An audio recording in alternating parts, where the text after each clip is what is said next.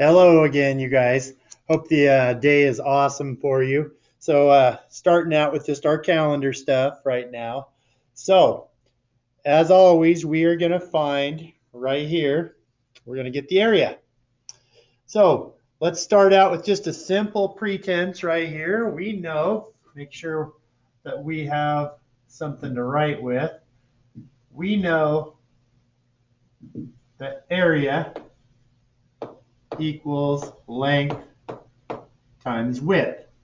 Okay, so now when we are doing area equals length times width, hey, man, it's like someone kind of snuck in here on this, but I do agree with this statement right here. It's pretty important right there, but that's a whole different story. We'll just put this off to the side over here. Oh, maybe over here for now.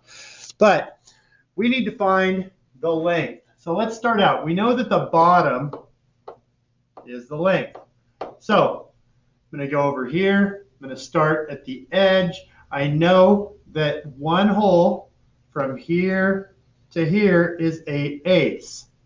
So then I can just continue with 9/8, 10/8, 11/8, 12/8, 13/8. So the first section, or the length as we might put it, sorry, I'm having an issue getting an eraser right here. The first measurement is 13/8. Okay, and that goes from here to here. Now all I've got to do is find the width. Okay, so right here from this point to here is 2/4 or 1/2, or you could call it 4/8. But now let's just go down one more eighth and it's 5/8. So just count 1/8, 2/8, 3/8, 4/8, 5/8. So from here to here is 5/8. So now let's just plug it into our formula for area equals length times width. And I'm going to do a pause right here. I'm going to give you about 30 seconds.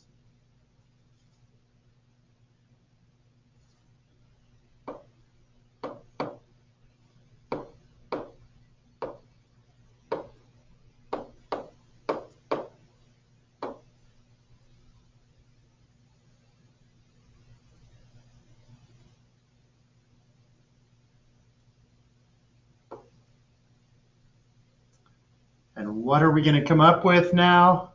Area equals 13 times 5. Well, that's going to be 65 over 8 times 8, which is 64. Now, this is an improper fraction, 65 64ths. So if we take fractions as division, it would be 65 divided by 64. Well, here is 65, dividing it by 64. 64 goes into 65 one time. We have one left over, and I'm going to put that over 64. So I could have 1 and 1/64 for my area, or 65 64ths. Hopefully you guys got that right. I'm going to clear that. Okay, now I'm going to go with our our addition of decimals and fractions. And yesterday, Raina was really kind and let me know that I had forgotten to do the division. And there was also something stuck right here. I don't know. It was stuck there. Someone, little elf, must have put it there. But I kind of agree with that statement. Actually, I don't kind of. I agree wholeheartedly with this statement. You're welcome. Okay, so now let's just kind of look at this, and we're going to add these. This time, let's start out with just doing our fraction. And last week and the week before, we realized that how much of 1 hour is 6 minutes.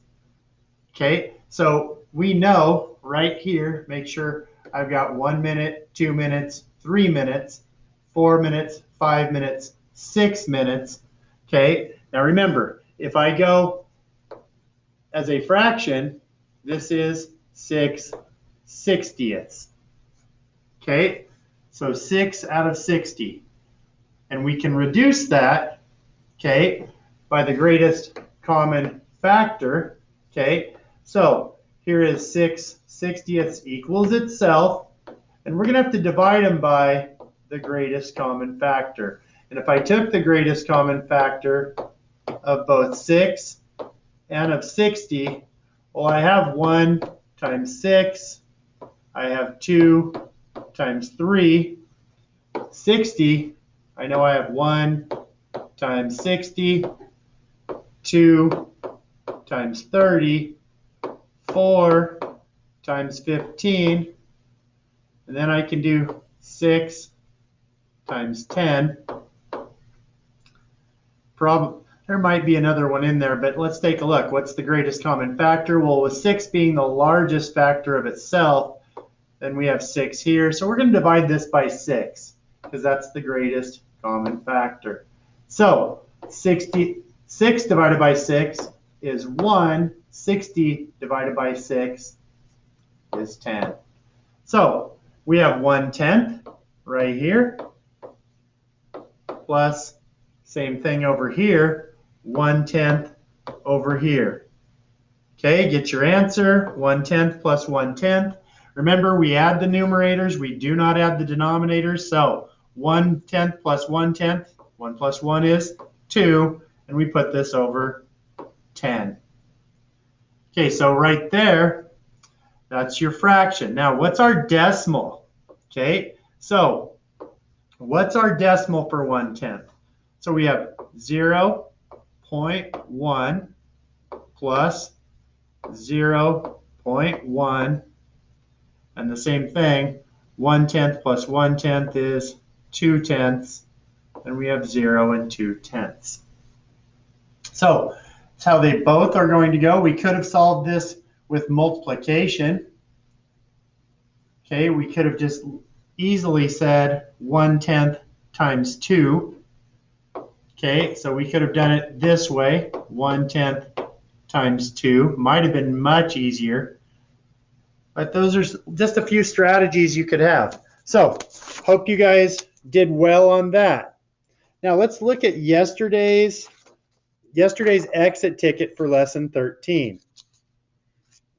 So here's our start. Let me clear this really quick right up here. So here's our key for our exit ticket. Oh, once again, great message, whoever came into my room to help me out. Holy cow, how about them Cowboys? I agree. I mean, it's just really awesome. But here's our key from yesterday. So convert pounds to ounces. 1 pound is 16 ounces. So 14 pounds equals 14 times 1 pound, which is the same as 14 times 16 ounces, which is 224 ounces. Hopefully you got it right. Convert kilograms to grams. Okay, so we had to remember that for every 1 kilogram, we have 1,000 grams. So we have 18.2 kilograms is 18 and 2/10 times 1 kilogram. And that's the same as 18 and 2/10 when you convert it times 1,000 grams, which means it's 18,200 grams. All right, I'm going to stop sharing right now on this first video, and I'm going to go on to the next one in just a moment.